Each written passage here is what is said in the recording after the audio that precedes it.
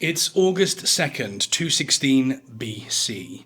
We're in Cannae, southeastern Italy, as Lucius Aemilius Paulus, consul of the Roman Republic and commander of her armed forces, is scrapping it out for his life.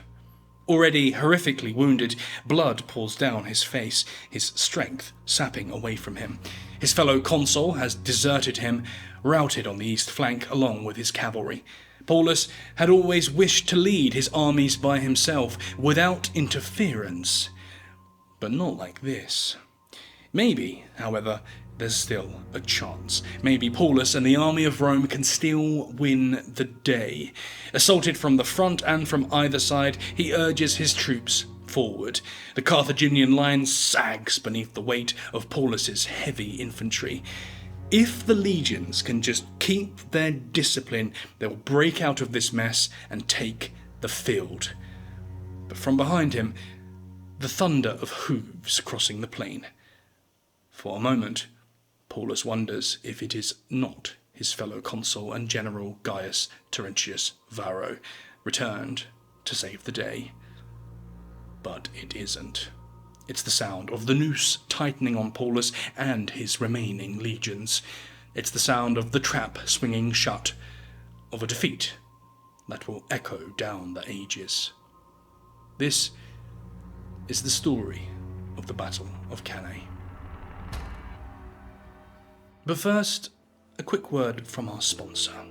So, if you're anything like me, you're short on time, rushing out the door from job to job and often neglecting nutrition in the process. Some folks end up skipping meals altogether, but others, like me, resort to unhealthy junk options, which are tough on the wallet and tough on the waistline. That's why today I'm proud to partner with Huel, that's Huel, who have given me their Black Edition ready to drink, and let me tell you, I'm impressed. This is a complete meal in a bottle containing 27 vitamins and minerals, and at just $2.65 per meal with 40 grams of protein, Huel Black Edition saves the day. No prep, no cleanup, just grab it and go. No matter how busy I am, this right here keeps me full, focused and ready to go without having to stop and cook. But not only is it healthier, at $2.65 a meal, it also works out cheaper than ordering something in. Just click the link in the description and use my code FLASHBACK to get 15% off your order and a free gift. Or just go to huel.com/flashback.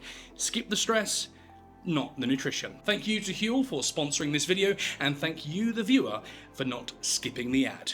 With that said, let's get back to today's video.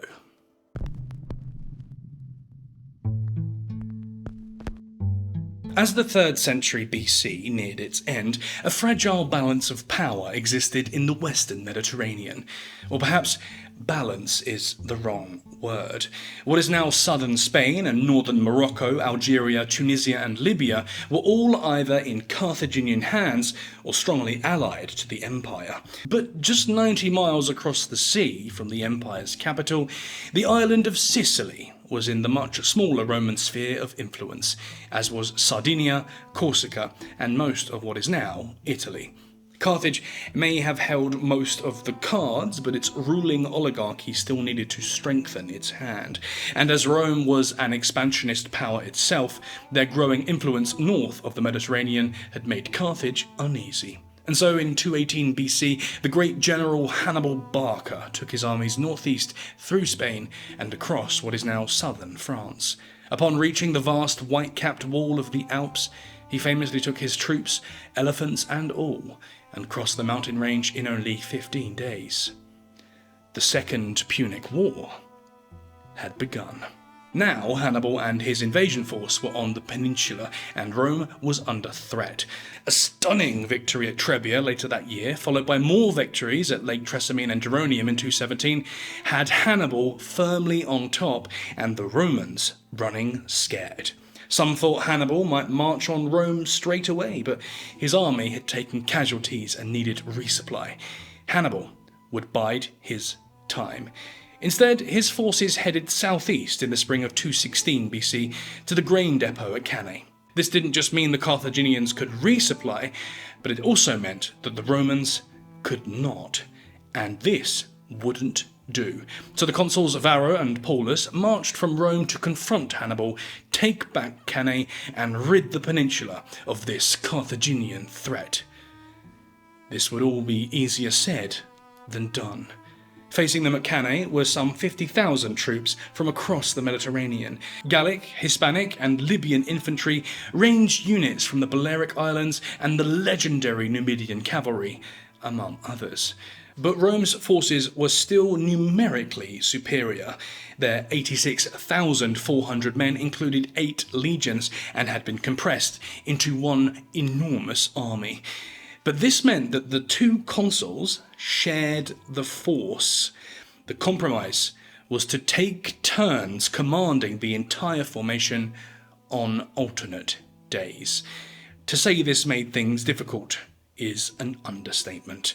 Paulus, the elder of the two, was known to be cautious and tactical.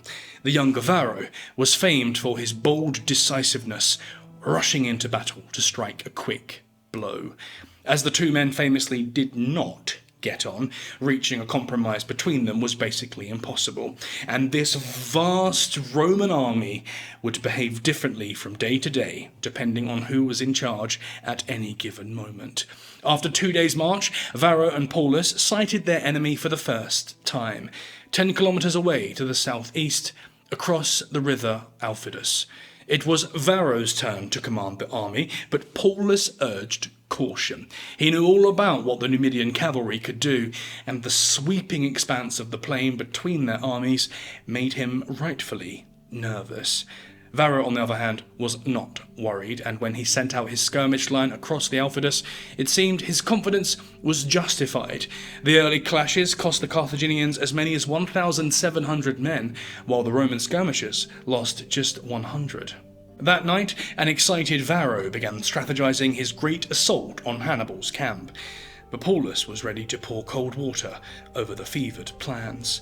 It was his turn to command the following day, and he knew that the bulk of Hannibal's force was still not engaged. Rome must be similarly patient. While Varro and Paulus argued on the other side of the Aufidus, Hannibal was making moves of his own. He sent his troops out of camp, telling them to lay in wait on the ridgeline overlooking the plain. The camp itself was left in disarray, with tents open and fires burning.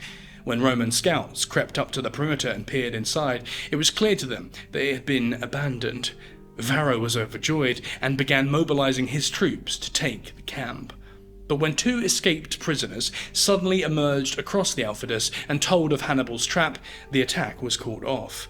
Hannibal would now need to find a new way to lure the Romans out onto the field. Over the next couple of days, both sides sparred with each other uneasily, jostling for position on either side of the river. First, a third of the Roman forces crossed the Aufidus, taking up position close to Hannibal's initial camp. In response, Hannibal broke his own camp and pushed west across the Aufidus, moving closer to the larger Roman contingent on the northwestern bank. The tense atmosphere was punctured only by skirmishes along the river, as Numidian cavalry assaulted Roman scouts tasked with gathering water.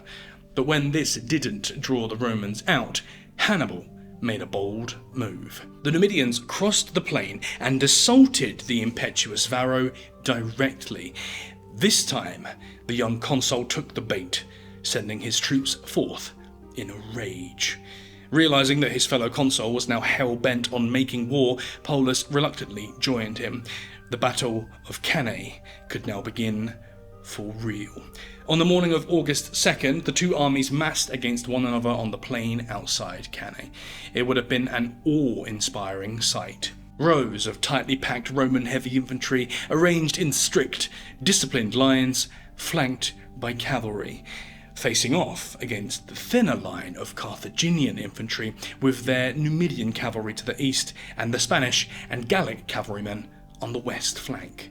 And while the plain was broad, around a mile across, not an inch of space was wasted. The two armies arrayed themselves between the high ground to the southeast and the river Aufidus to the northwest. Varro took command of the cavalry in the southeast, with Paulus on the other flank. Proconsuls Gnaeus Servilius Geminus and Marcus Atilius Regulus commanded the heavy infantry in between. a thin line of light infantry stood in front of the main force. Hannibal's force was smaller by about 30,000, but he had better cavalry and more of them. This was going to be key. Facing down Varro and his cavalry was Hannibal in command of the Numidians. To his left, the heavy Libyan infantry armed with Roman weapons captured on their way down the peninsula. This was reflected over on the other flank, where Hasdrubal commanded the Gallic and Spanish horse, with another heavy Libyan infantry column to his right. I should note here that Hasdrubal was a common name amongst Carthaginians, and he's not to be confused with Hannibal's brother, nor his brother-in-law. Two different Hasdrubals. Anyway, in between all of this, the stepped formation of the Gallic and Spanish infantry arcing forwards across the battlefield towards the Romans. In command here were the two Barca brothers, Hannibal and Mago. The Balearic skirmish units, armed with slings and javelin, fanned out ahead of the infantry line, ready to meet the Roman advance. And it was the Romans who moved first, their light infantry clashing with the Carthaginians' skirmish line. This was not enough, though. Hannibal needed to draw out the heavy Roman centre. He bade Hasdrubal to advance, and the cavalry roared along the east bank of the Aufidus, hitting Polus hard. In the tight confines beside the river, neither side could gain a flanking advantage, but Hasdrubal's men did have the upper hand.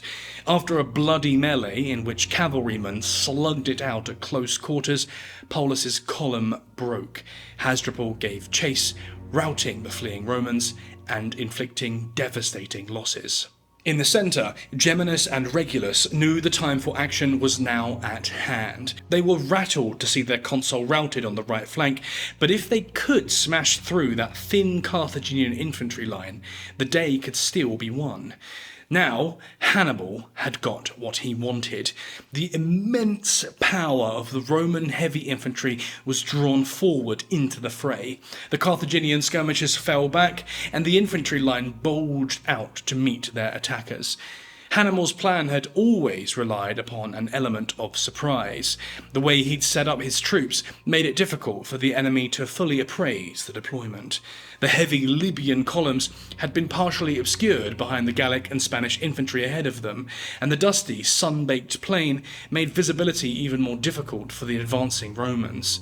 And so, from this incomplete Roman perspective, things were going quite well. The advanced Carthaginian line was buckling beneath the weight of their heavy infantry, and sensing a weak point, the Romans concentrated their force on the centre of the Carthaginian line, driving it backwards.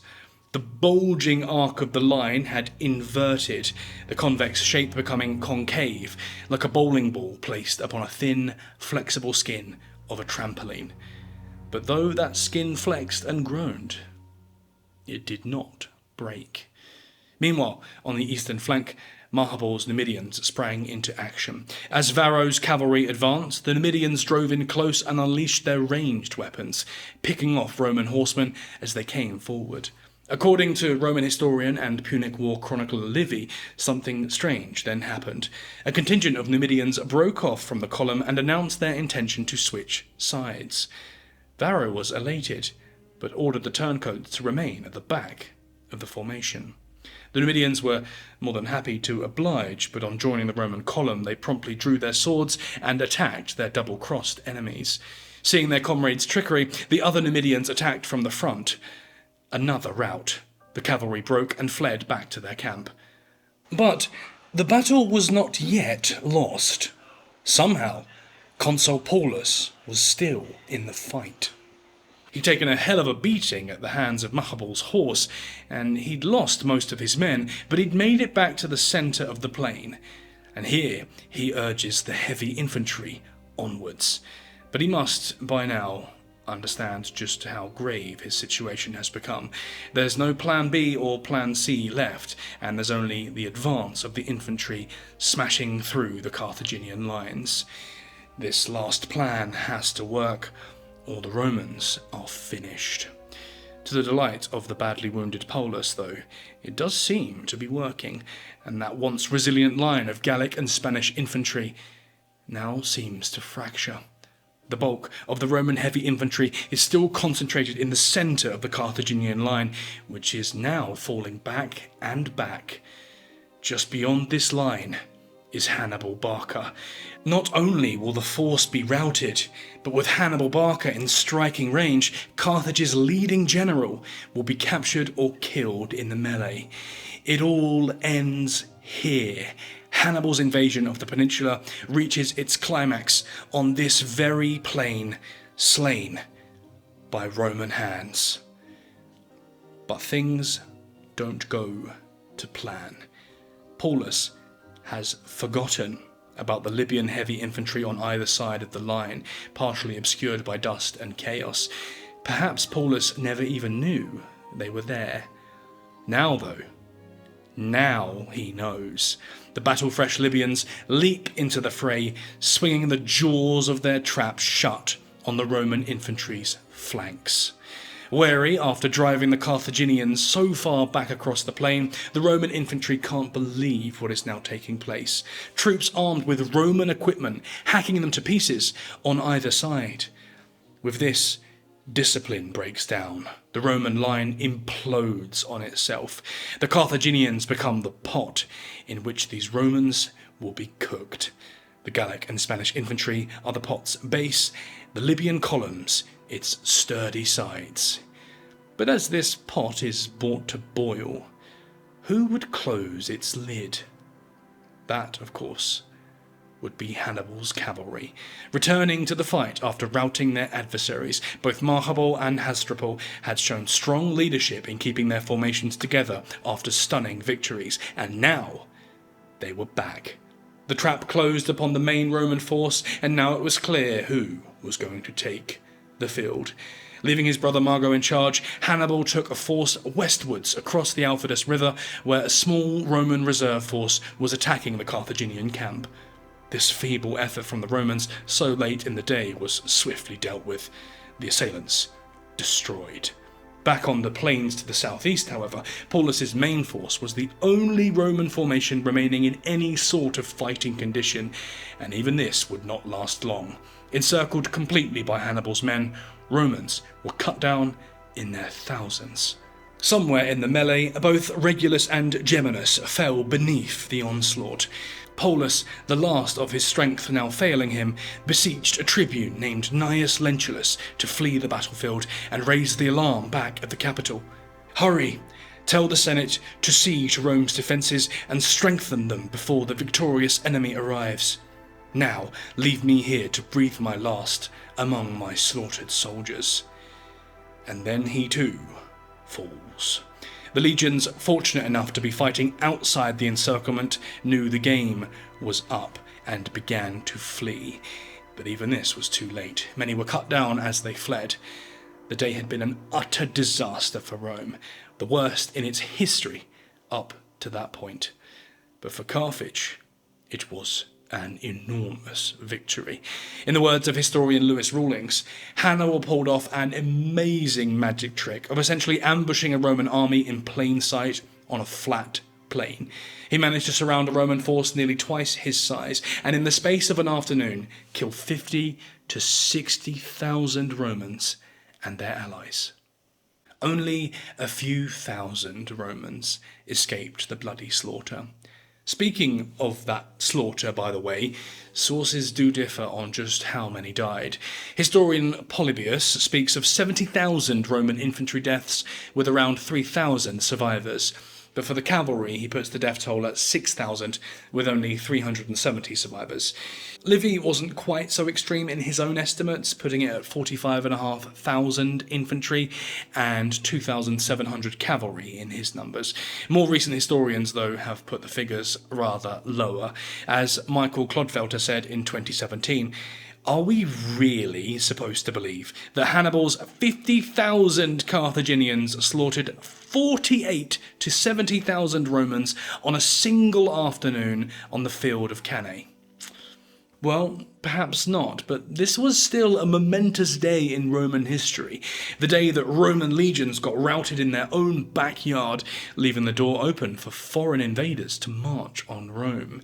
If the day had been a disaster for Rome, it had been an unmitigated triumph for Hannibal and Carthage, or at least almost unmitigated. Lewis Rawlings again said Hannibal's own force suffered 5,700 casualties or thereabouts. 12% of his entire army. The Gauls in the centre may have lost as much as 25% of their force. Victorious armies of the time generally lose between 2 and 5%, while defeated armies lose around 10% or more. Hannibal's army was victorious, but it essentially suffered the casualties of a defeated army. But even so, Cannae was the high watermark of Hannibal's exploits in Italy. As Rawlings said, even such a crushing victory was still an expensive one, and this further delayed his advance on the peninsula. The general, who had crossed the Alps with elephants, would go on to score more victories in a war that dragged on for another 15 years. In 211 BC, he would even get the chance to march on Rome itself. But no victory was as famous or as valuable as this one, achieved on the plains just outside Cannae. Instead, Hannibal felt his momentum dwindling as support from the oligarchy back home dried up. Hannibal and his forces had entered through the Italian peninsula's icy alpine north, and now they would exit through its hot Mediterranean south, when they were driven out of Roman lands in 204 BC. The final phase of the Second Punic War would be conducted on Hannibal's home turf, as his men suffered defeat after defeat with their backs to the wall. What had begun so promisingly for Hannibal and Carthage ended with the loss of much of their empire. A Third Punic War in 149 BC, 3 decades after Hannibal's death, would see the destruction of Carthage and the end of one of history's great empires. So, Hannibal never did bring Rome under the auspices of Carthage, but he became legendary by giving it a bloody good go. And on that August afternoon outside the town of Cannae, Hannibal's strategic brilliance helped achieve one of the most incredible military victories of the ancient world. And he secured himself a well-deserved place in the history books in the process.